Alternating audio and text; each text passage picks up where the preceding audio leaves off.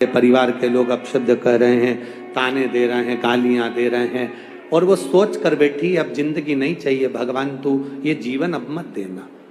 जिसकी बहुत गति बिगड़े किसी नारी की जिंदगी जब इस तरह से जी रही होती है, शिव पुराण कहती है केवल एक चावल का दाना, एक अक्षत, एक बेलपत्र और एक पुष्प की, लाल पुष्प की पंखड़ी, जो सोमवार की अष्टमी के दिन मां मालिनी के नाम से, मां गौरा के नाम से, आदिशक्ति के नाम से, तीन नामों का स्मरण कर कर, मालिनी, मां गौरा, आदिशक्ति का स्मरण कर कर जो अशोक सुंदरी वाली जगह पर समर्पित कर देती है नारी, उसकी जिंदगी से दुख समाप्त हो जाता है।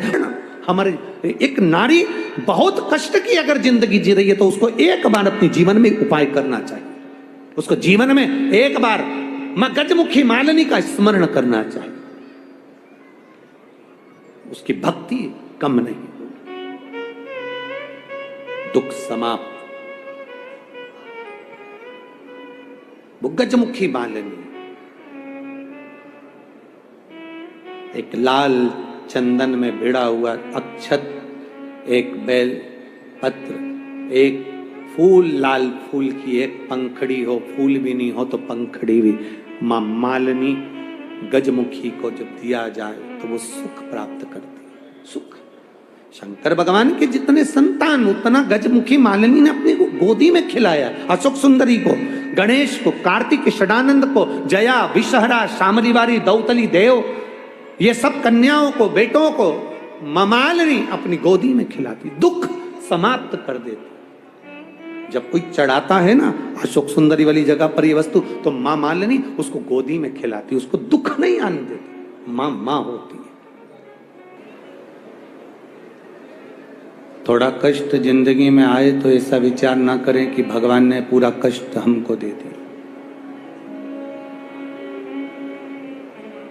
कभी घोड़े की रेस देखना, कभी घोड़े की रेस देखिएगा। घोड़े की जो रेस होती है उस पर जो घोड़े पर मालिक बैठा रहता है, घोड़े को नहीं मालूम रहता कि मुझे रेस में लाकर खड़ा करा, ये घोड़े को नहीं मालूम। घोड़े को तो इतना मालूम है कि मुझे चलना है और मंजिल तक पहुंचना है। घोड़े को मालूम नहीं रहता कि मैं रेस में खड़ा हूं, मुझे रेस जीतना है, ये घोड़े को नहीं मालूम।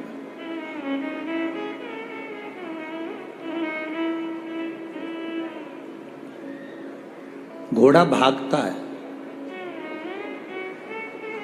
क्यों भागता है? क्योंकि उस घोड़े पर जो घोड़े का मालिक बैठा रहता है वो घोड़े को कष्ट देता है।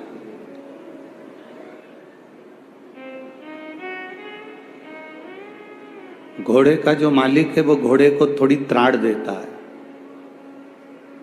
घोड़े का मालिक घोड़े को बार बार मारता है, उसको चुभाता है तो घोड़ा भागता है। घोड़े को नहीं मालूम कि मुझे रेस में जीतना है, कि मैं रेस में खड़ा हूं, कि मैं रेस में बैठा हूं, ये घोड़े को नहीं मालूम। घोड़े को तो मालिक कष्ट दे रहा था, इसलिए घोड़ा भाग रहा था। फिर कष्ट दिया, घोड़ा फिर भागा। बार बार कष्ट दे रहा है मालिक, बार बार कष्ट दे रहा है और घोड़ा भागता जा रहा है।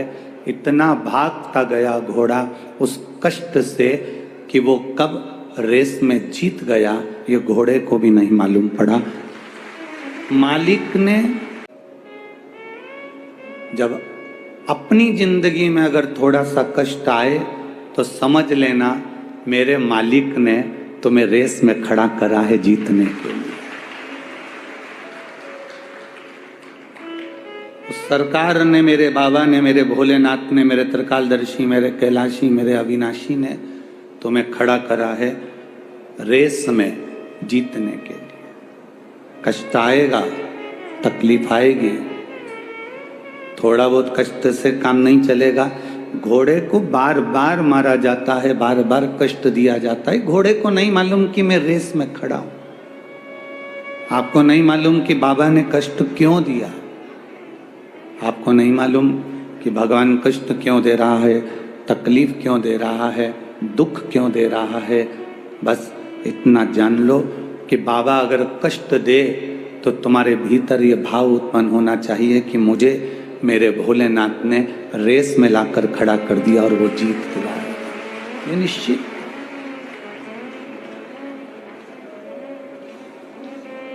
कई बहुएं कह देती हैं गुरुजी हम बड़े दुखी हैं। कई बेटे कह देते हैं हम बड़े तकलीफ में, हम बड़े दुखी हैं।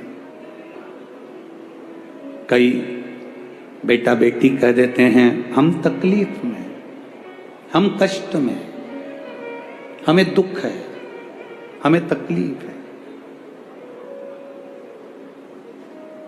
तो तुम हिम्मत क्यों हारते हो? जब घर में तकलीफ आए, थोड़ा बहुत कर्जा भी बढ़ जाए, थोड़ी बहुत तकलीफें भी बढ़ जाए, थोड़ा बहुत कष्ट भी बढ़ जाए, थोड़ी बहुत तकलीफें अगर जिंदगी में आ भी जाए, तो तुम ये भगवान को धन्यवाद देना कि तूने मुझे इस काबिल समझा कि मैं रेस जीत सकता हूं, इसलिए तूने मुझे कष्ट देना प्रारंभ करा। तकलीफें उसको मिलती है जो जिंदगी में कुछ अच्छा कर सकता है, जो जिंदगी में ऐश की जिंदगी जिया, उसका इतिहास आज तक नहीं बढ़ा बोला गया है। जिसने अपनी जिंदगी में बहुत उन्नति के साथ में अपनी ऐश की जिंदगी जी, डनलप के गद्दे पर सोया, एसी के रूम में सोया, खूब पकवान खाए, बादाम काजू खाया, 4 व्हीलर गाड़ी से घूमा, एंजॉय करा, उसका इतिहास आज तक किसी ने नहीं दोहराया, उसका नाम आज तक किसी ने नहीं लिया। नाम उसी का चला है जिसने कष्ट में जिंदगी जी। राम जी ने 14 वर्ष वन भोगा, इसलिए राम जी का नाम चला। भगवान कृष्ण ने कारागार में जन्म लेकर कष्ट भोगा, इसलिए भगवान कृष्ण का नाम चला। अपने गोकुल से वृंदावन, वृंदावन से फिर द्वारका, फिर मथुरा, ये सब क्रम भगवान को जाना पड़ा।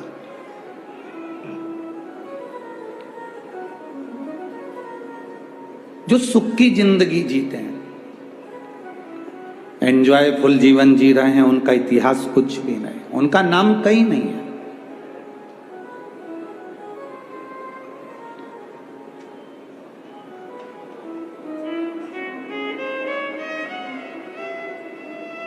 ये कथा स्थल पर भी आप कीचड़ में कमल खिला सकते हो, ये सामर्थ्यता आप में है, ये बल है आप में। एक बेटी ने लिखा है, आशीष जी आपके लिए, हमारे गुजरात में ये बेटी का नाम है हेमलता राठौर, केशव कुंज बिहारी कॉलोनी राजगढ़ की रहने वाली। हमारे यहाँ गुजरात में बड़े भाई को मोटा भाई कहते हैं, तो मैं अपने मोटा भाई आशीष भाई तिवारी जी को धन्यवाद देती हूँ जिन्होंने राजगढ़ में शिव महापुराण की कथा करवाई। तो ये थोड़ा संघर्ष हो सकता है, थोड़ा संघर्ष है जिंदगी। अपने अपने छांव में, दुकान में, कोई डोम में, कोई कहीं छुप रहा था, पर हमने देखा कि राजगढ़ की जो पुलिस प्रशासन थी वो रोड पर गीली होते होते लोगों को संभाल रही थी।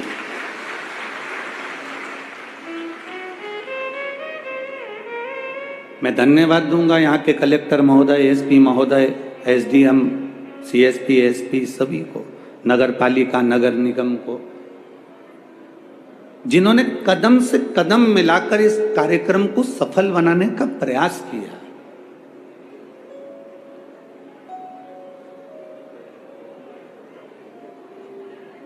और राजगढ़ के ये निवासी अभी हम आ रहे थे तो एक ट्रैक्टर ट्राली जा रहा था, उस ट्राली पर लिखा हुआ था निशुल्क कथा स्थल तक जाने की व्यवस्था। हम देखकर खुश हो गए कि किसी किसान भाई ने अपनी ट्राली लगा रखी है, निशुल्क कथा स्थल तक जाने। ट्राली उसके पास जो है वो व्यवस्था वो कर रहा है। उसके पास जो है वो व्यवस्था वो दे रहा है। मेरा तो युवान युवान बेटों से निवेदन है, तुम दिन भर अपनी अपनी गाड़ी का पेट्रोल फूकते रहते हो। कथा के 1 घंटे पहले अगर मेरे राजगढ़ के बेटे अपनी 2 व्हीलर गाड़ी लेकर चौराहे पर खड़े मिले और बूढ़े लोगों को अंदर तक छोड़ दें तो उससे बढ़कर सुख क्या हो सकता है। आप दिन भर भी तो गाड़ी चलाते हो, मन में ये सोचना कि मैं 100 रुपए का पेट्रोल डलवाऊंगा और जो बुजुर्ग जा रहा होगा उसको कथा स्थल तक पहुंचाऊंगा, और वापिस बुजुर्ग अगर शहर में जा रहा होगा तो उसको अपनी मोटरसाइकिल से वापिस अपने उस चौराहे तक पहुंचा। आप दिन भर भी तो गाड़ी चला रहे हो, आप ज्यादा सहयोग नहीं कर सकते पर इतना सहयोग जरूर करो। जैसे वो गांव का किसान आदमी ने अपना ट्रैक्टर ट्राली लगा दिया और उस पर लिख दिया निःशुल्क कथा स्थल तक जाने की व्यवस्था, और ध्यान देना जो परमात्मा के दरवाजे तक लाकर छोड़ देता है उसको भी भगवान एक उन्नति की सीढ़ी पर ले जाकर छोड़ देता है। वो साधारण नहीं हो सकता। आपका विश्वास, आपकी दृढ़ता, आपका भरोसा सहजता सहज ना हो।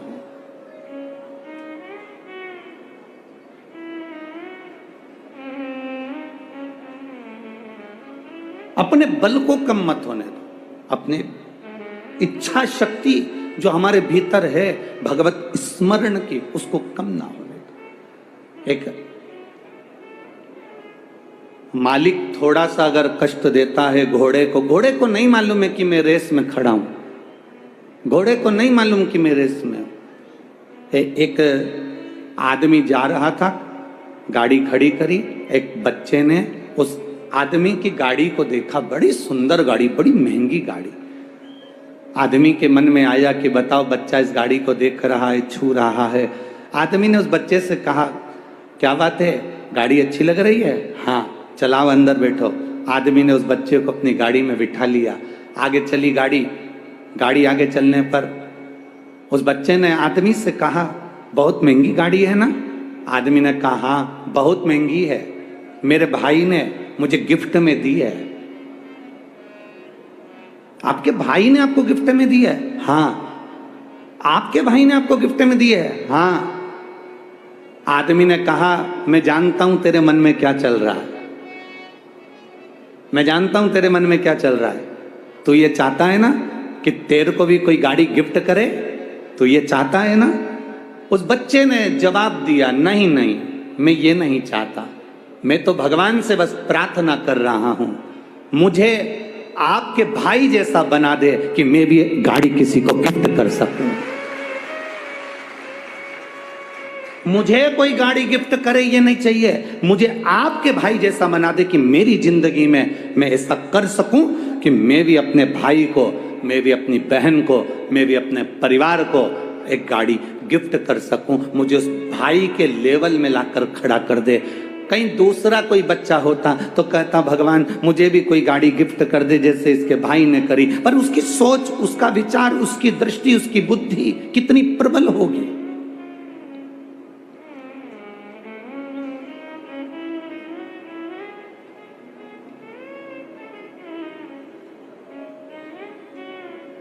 हम सोचते हैं, भगवान से प्रार्थना करते हैं भगवान ऐसा कुछ कर दो कि मैं, हे भगवान मुझे ये दे दो, हे भगवान मुझे दे दो। भगवान से कहना भगवान अगर देना तो तेरा साथ देना, तेरे चरणार बिंद की रज देना, तेरे हस्त कमल का आशीर्वाद देना, और ऐसा बना देना जिंदगी में कि जब मौका मिले राजगढ़ क्षेत्र में कथा का तो मैं इन दोनों हाथों से लुटाती जाऊं। ऐसी कृपा मुझ पर कर देना, ऐसी दया मुझ पर कर देना जो जीवन में आप जैसी कृपा करते आए हो कुबेरेश्वर देव, कुबेरेश्वर महादेव, कुबेर भंडारी, ऐसी कृपा मेरी जिंदगी में करना। ऐसा जीवन संघर्ष है जिंदगी माना, पर संघर्ष में, जिंदगी में संघर्षपूर्ण जीवन में भी एक सुख का अनुभव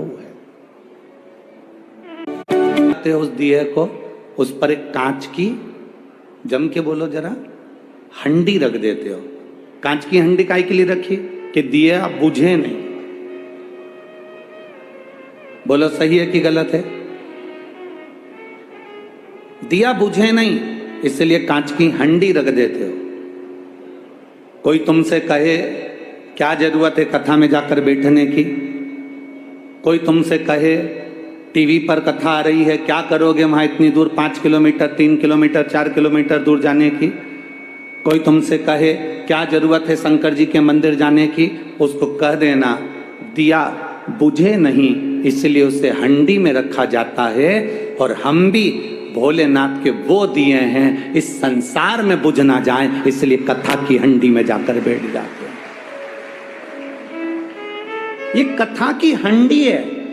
इस हंडी के अंदर, इस पंडाल में, इस कथा के आनंद में, इस शिव मंदिर के अंदर, शिवालय में, देवालय में हम जाकर जब बैठते हैं तो हम काम, लोभ, वासना, आसक्ति, तृष्णा इन सब से बच जाते हैं।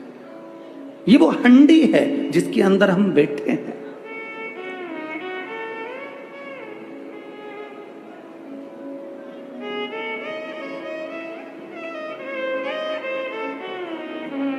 आज एक पत्र पढ़कर हमारी आंखों में भी आंसू आए। बड़ा विचित्र पत्र किसी ने सीहोर व्हाट्सएप पर भेजा। वो पत्र सीहोर व्हाट्सएप से यहाँ आशीष जी के पास में भेजा गया।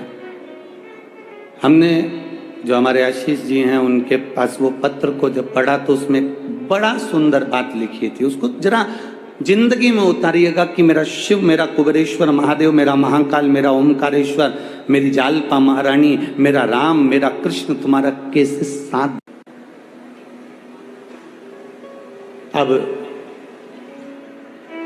मालन फूल एकत्रित करती, बाजार ले जाती।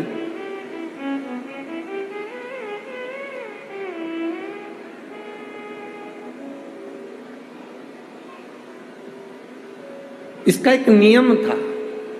अब वो नियम थोड़ा सा ध्यान दीजिएगा। इसका एक नियम बड़ा विचित्र था इस मालन का। एक क्या करती थी, अगर कोई भूल से भी कह देता था कि मैं शिवालय जा रहा हूं, शंकर के मंदिर जा रहा हूं, शिवालय पहुंच रहा हूं, शंकर के द्वार पर पहुंच रहा हूं, तो मालन फूल तो देती थी पर उसका रुपया नहीं लेती।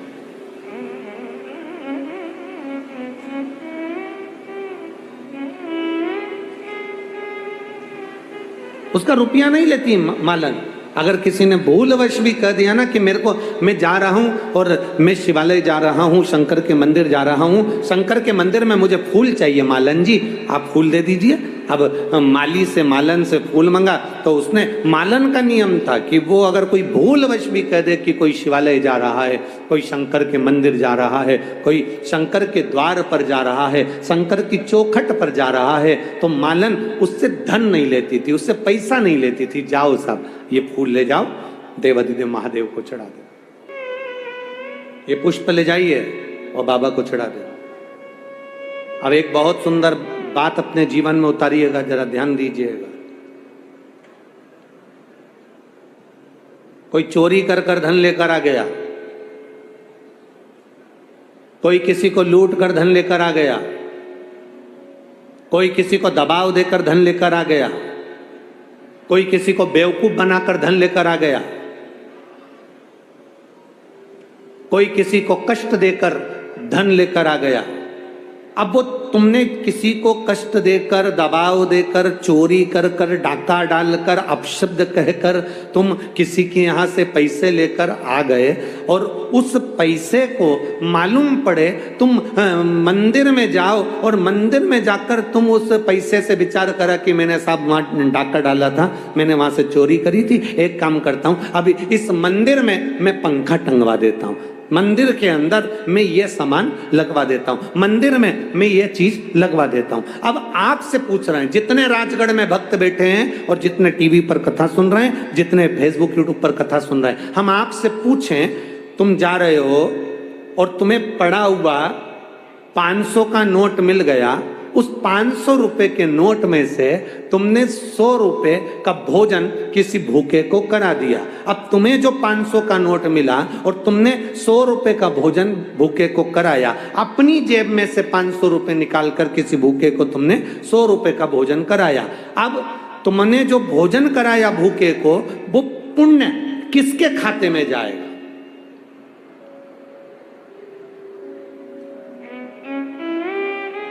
तुम्हारे खाते में कि जिसके वो 500 रुपए थे उसके खाते में? अब बोलो जरा जल्दी बोलो राजगढ़ वाले, किसके खाते में गए? जिसके 500 रुपए गिरे थे।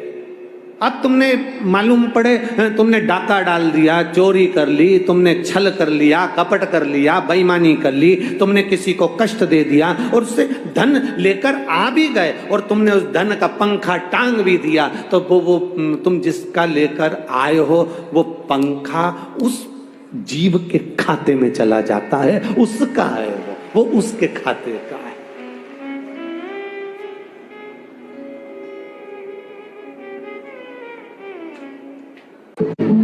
Look around, it goes off the same.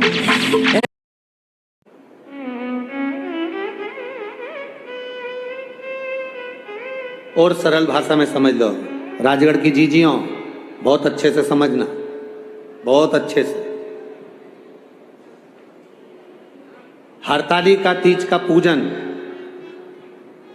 यहाँ करते हैं लोग। कौन कौन करता है जरा हाथ उठाओ। सब करते हैं? हाँ ठीक है, रखो रखो रखो, ठीक है। हरतालिका तीज का पूजन जिसके यहाँ तुम करने के लिए गए हो, ठीक है, अब तुम्हें चाहिए क्या? हरतालिका तीज का पूजन तुम जिसके यहाँ करने के लिए गए हो उसके यहाँ तुम्हें कहना चाहिए, जी जी हम आपके यहाँ पूजन करने आ रहे हैं, हम आपके यहाँ आ रहे हैं, रात भर कीर्तन भी करेंगे, तुम्हारे यहाँ की चाय भी पिएंगे, पर निवेदन इतना है कि चाय जो बनेगी वो जितनी भी बहनोनियां पूजन करने आई है सबकी तरफ से 5-5 रुपए मिलाएं, चाहे 2-2 रुपए मिलाएं, चाहे 1-1 रुपए मिलाएं, पर चाय सबकी तरफ से बनना चाहिए। उसका कारण ये है कि मालूम पड़े व्रत करा तुमने और पिला दी पड़ोसन ने चाय, अब व्रत खाते में पहुंच। अब इतनी सारी माताएं बैठी है, ये हर बार कहती है हम तो हरतालिका तीज का व्रत करते हैं भगवान तो भी हमारी नहीं सुन रहा, हम तो हरतालिका तीज का व्रत करते हैं तो भी भगवान हमारी नहीं सुन रहा। जरूर तूने जहां व्रत करा था, जहां पूजन करी थी, उसके घर की चाय पी थी, पक्का है, निश्चित है। तूने पूजन करी, जैसे तू पूजा की थाली अपनी लेकर गई है, ले जाते हो अपनी थाली? बोलो जम के बोलो जरा, ले जाते हो? जैसे पूजन की थाली अपनी लेकर गए हो, फल अपना लेकर गए हो, पानी का लोटा अपना लेकर गए हो, उसी तरह वो जीजी से कह दो, जीजी हम आपके यहाँ पूजन करेंगे, आराधना करेंगे, रात भर कीर्तन करेंगे, रात भर सत्संग करेंगे, रात भर आराधना करेंगे, पर तुमने जो हमको चाय पिलाई है, अर्थात जितनी बहनें आएंगी वो 2-2 रुपए मिलाकर सबके लिए चाय बनेगी, तो पुण्य सबके खाते में चले जाएगा, एक के खाते में नहीं जाएगा। ये पुण्य की प्रबलता है, ये भजन की प्रबलता है।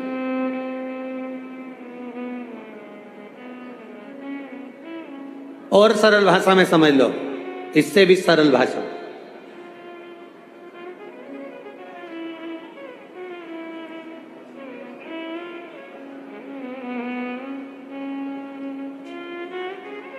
एक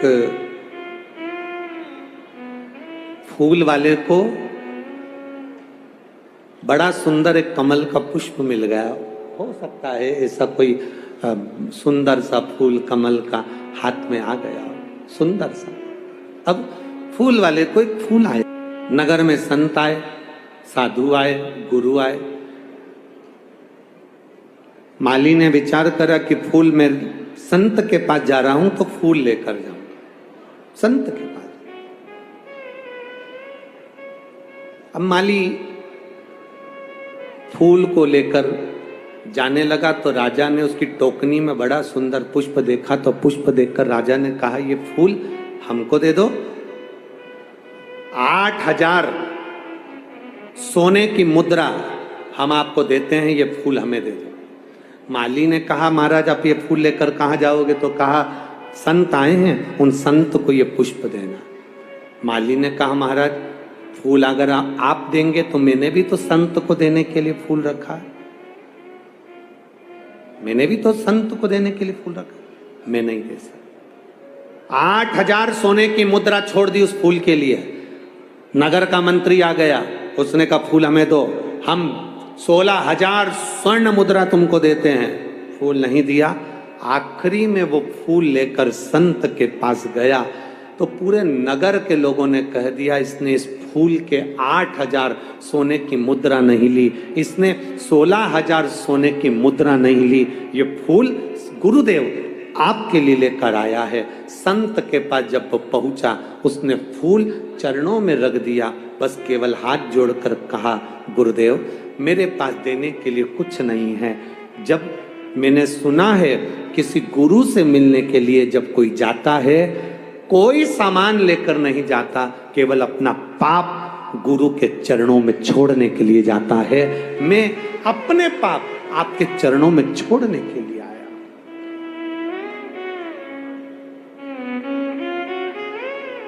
मैं अपना पाप एक गुरु के चरणों में छोड़ने के लिए। गुरु की आंख से आंसू बह गए, गुरु के नेत्रों से जल बह गए।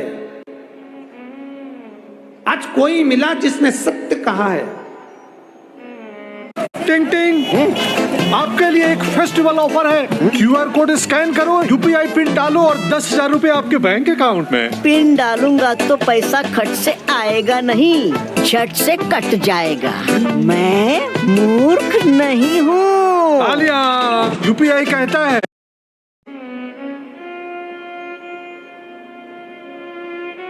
मालिनी मालन फूल देती है, पर शंकर भगवान को अगर कोई चढ़ाने जा रहा है तो वो फूल निशुल्क फ्री में वो फूल दे देती है। फ्री ले जाओ।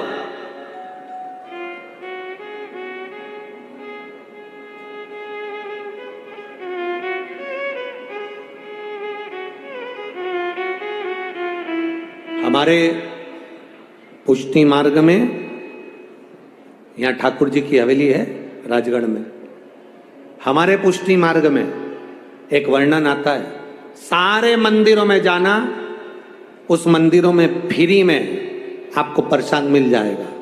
हनुमान जी के मंदिर जाएंगे फ्री में प्रसाद मिल जाएगा, राम जी के मंदिर जाएंगे फ्री में प्रसाद मिल जाएगा, दूसरे मंदिर जाएंगे फ्री में प्रसाद मिल जाएगा। केवल पुष्टि मार्गी हवेली जी, ठाकुर जी की हवेली जी एक ऐसी होती है जहां पर आप 50 रुपए जमा करो तो आपको मोहन थाल मिल जाएगा, आप 25 रुपए जमा करो आपको ठोर मिल जाएगा, आप 10 रुपए जमा करो आपको पान का बीड़ा मिल जाएगा।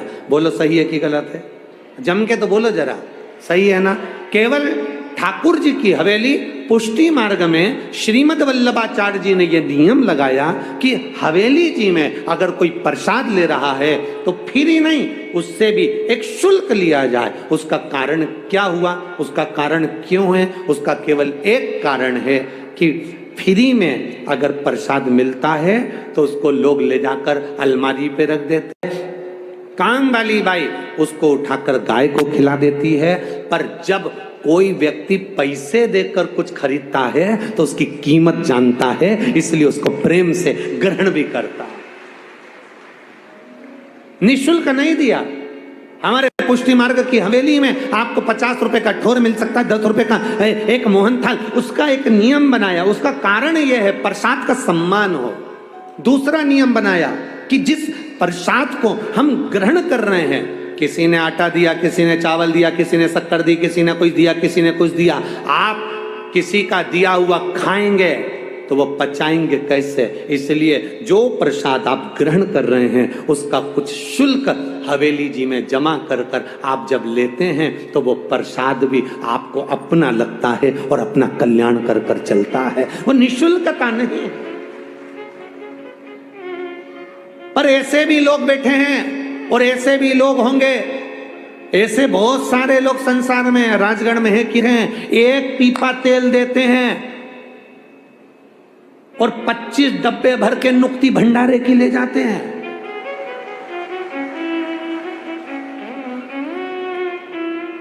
ऐसे भी लोग हैं राजगढ़ में, भले नहीं होंगे। पीछे से आवाज आ रही है,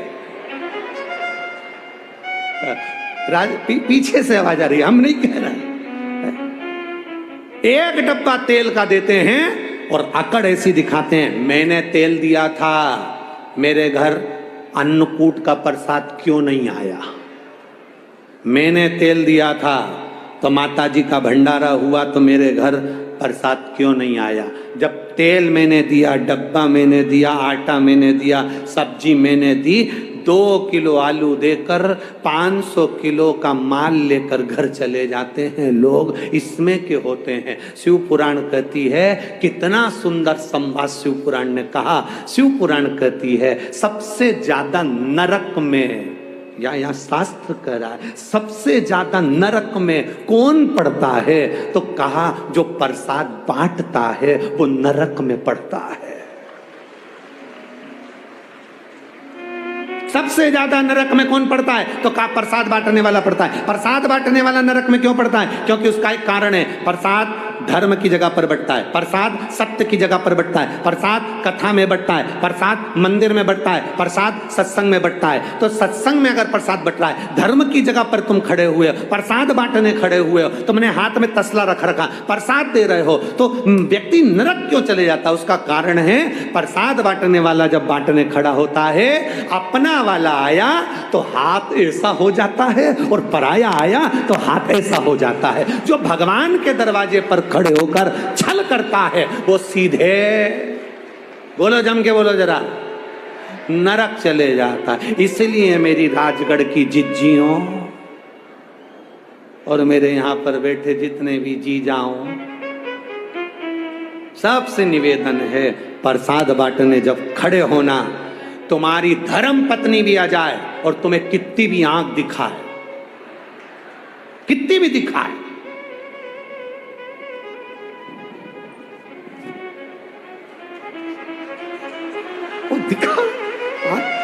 वो कितनी भी आंख दिखाए, तो भी तुम प्रसाद बांटते समय कह देना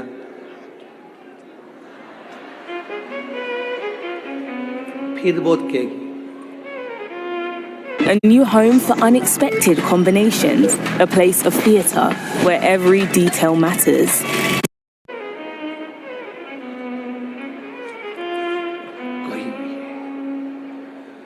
उससे कह देना बच जाएगा तो बाद में घर ले आऊंगा, पर एक जाजम पर भेद मत करना, कोई छोटा नहीं कोई बड़ा नहीं, शंकर के सब भक्त एक जैसे हैं, शिव के सब भक्त एक। दुनिया ने प्रसाद के महत्व को मिटा दिया। सत्यनारायण भगवान का प्रसाद फ्री में मिल जाता है, लोग उठा कर ले जाते हैं, पुड़िया बांध के ले जाते हैं, फ्रिज पे रख देते हैं, 3 दिन तक सोचती बहू खाएगी, बहू सोचता है बेटा खाएगा, बेटा सोचे पोता खाएगा, पोता सोचे पोती खाएगी, वो प्रसाद रखा रखा रखा रखा रखा रखा।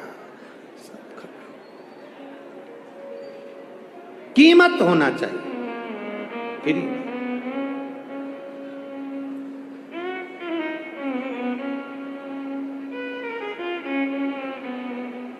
और देखिए मेरे बाबा ने,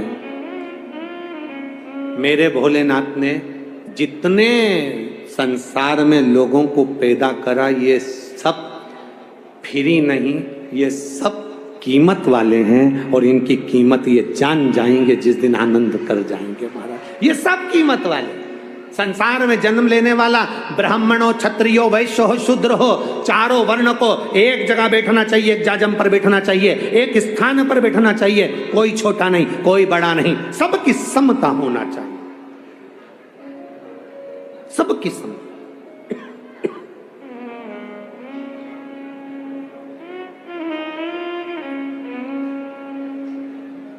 ब्रह्मा विष्णु सदा शिव जानत अविवेका, प्रणवाक्षर के ओम अक्षर के ये तीनों। मेरे देव अधिदेव महादेव की कथा कहती है, हमारे देवताओं में भेद नहीं है, हमारे देवता सब एक हैं, एक जगह पर हैं। उसका एक मूल्य का, एक आनंद का भीतर होना चाहिए। हम ये ना कहें ब्रह्मा बने, हम ये ना कहें विष्णु बने, हम ये ना कहें शिव बने, हम ये ना कहें इंद्र बने, हम ये ना कहें कि ये देवता बड़ा है। जिसको तुम भजते हो तुम्हारी दृष्टि में वो बड़ा है, ये तुम्हारे भीतर का भेद है। यहाँ तो शंकर की कथा कथी है, इसलिए भगवान नारायण की आरती सुनेंगे तो नारायण का गुणगान मिलेगा, राम जी की आरती सुनेंगे राम जी का गुणगान मिलेगा, कृष्ण की आरती सुनेंगे कृष्ण का गुणगान मिलेगा। केवल एक शंकर भगवान की केवल एक आरती ऐसी है जिसमें तीनों देवताओं का गुणगान मिलता है, तीनों देवता।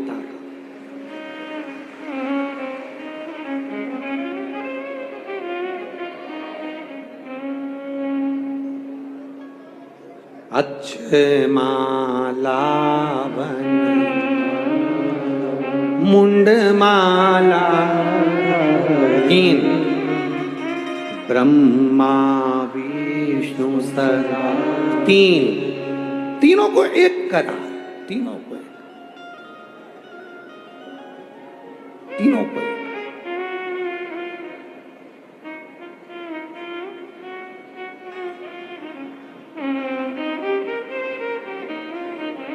महाराज मेरे देव में कोई भेद नहीं। मालिनी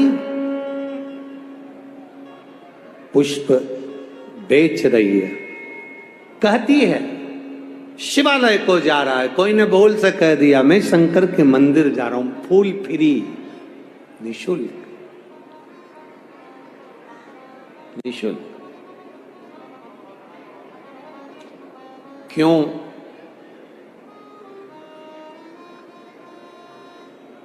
पुराने जमाने में पुराने जो लोग होते थे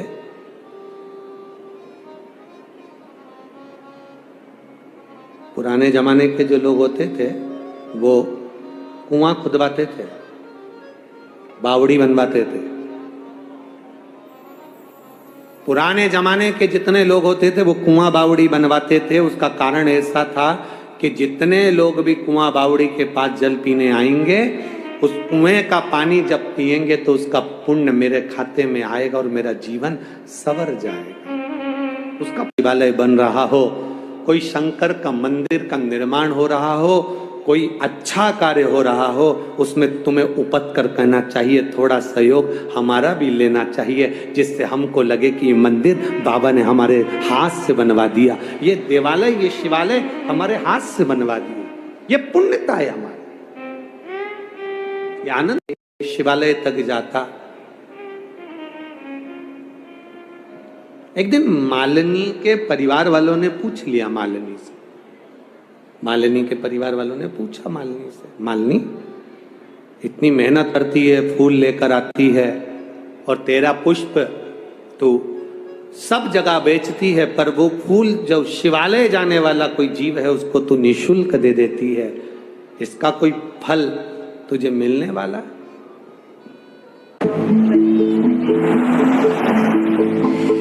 Now it's time to stop blending. Introducing Motorola Signature. Hello Moto, करो मैं मनमानी और थोड़ी सी नादानी, अपने दिल की रानी लिख रहा। मालिनी ने कहा मैंने अपने गुरु देवऋषि नारद के मुख से एक बार सुना था, शंकर के मंदिर में किया गया पुण्य, शंकर के मंदिर में चढ़ाया गया एक लोटा जल, शंकर के मंदिर में चढ़ाई गई एक बेलपत्र, शंकर के मंदिर में दिया गया एक पुष्प की पंखड़ी, शंकर के मंदिर में लगाया गया एक दिया, शंकर के मंदिर में लगाया गया घृत दीप, महादेव की ओर उनका ध्यान नहीं जाता। मालिनी एक बार शंकर की आराधना में लगी थी, माँ जगत जननी जगदम्बा पार्वती ने उसका दर्शन किया, पूछा तुम्हें क्या चाहिए, क्या दूं मैं तुमको, क्या चाहिए तुम, क्या प्रदान करूं मैं आपको, क्या दिया? बस कहा माँ आप मेरी सहेली बना लिए हैं आपने मुझको, इतनी कृपा कर दो माँ, मेरा ऐसा स्वरूप बना दो जिस स्वरूप से कोई स्नेह ना करे। माँ मैं शिव की भक्ति में लगी रहूं। पार्वती जी ने पूछा ऐसा कौन सा स्वरूप? ऐसा कौन सा स्वरूप मैं तुमको दे दूं? कौन सा स्वरूप? मान पूछी क्या स्वरूप चाहिए? बस आप जिस पुत्र को जन्म दोगी, मां आप जिस पुत्र को जन्म दोगी, जिसके धड़ पर हाथी का मस्तक लगेगा, उस गजानंद की सेवा के लिए मुझे भी हाथी का मस्तक लगा दीजिए, जिससे मैं आपके बेटे को अपनी गोद में खिला सकूं और उसको लाड़ लड़ा सकूं। एक धाय मां होती है, एक जन्म देने वाली मां होती है, एक बच्चे को गोदी में खिलाने वाली, जिसको हमारे यहाँ सहज भाषा में आया कहते हैं। हमारे यहाँ कह देते हैं ये बच्चे को गोदी में खिलाती आया है, धाय मां। मैं उसकी धाय मां बनता हूं। मालिनी हाथी के मुख को मांगती है, गजमुखी मालिनी, गजमुखी मालिनी। एक नारी की जिंदगी में जब कोई विषम परिस्थिति आ जाती है, एक नारी की जिंदगी में जब कोई विषम परिस्थिति आ जाती है और उसकी आंख के आंसू जब सूखते नहीं हैं, बड़ी दुखी होकर वो अपने घर में रहती, कहीं पति मदिरा में डूबा है, परिवार के लोग अपशब्द कह रहे हैं, ताने दे रहे हैं, गालियां दे रहे हैं, और वो सोच कर बैठी अब जिंदगी नहीं चाहिए भगवान, तू ये जीवन अब मत देना। जिसकी बहुत गति बिगड़ी किसी नारी की जिंदगी जब इस तरह से जी रही होती है, शिव पुराण कहती है केवल एक चावल का दाना, एक अक्षत, एक बेलपत्र और एक पुष्प की, लाल पुष्प की पंखड़ी, जो सोमवार की अष्टमी के दिन मां मालिनी के नाम से, मां गौरा के नाम से, आदिशक्ति के नाम से, तीन नामों का स्मरण कर कर मालिनी, मां गौरा, आद्य शक्ति का स्मरण कर कर जो अशोक सुंदरी वाली जगह पर समर्पित कर देती है नारी, उसकी जिंदगी से दुख समाप्त हो जाता है।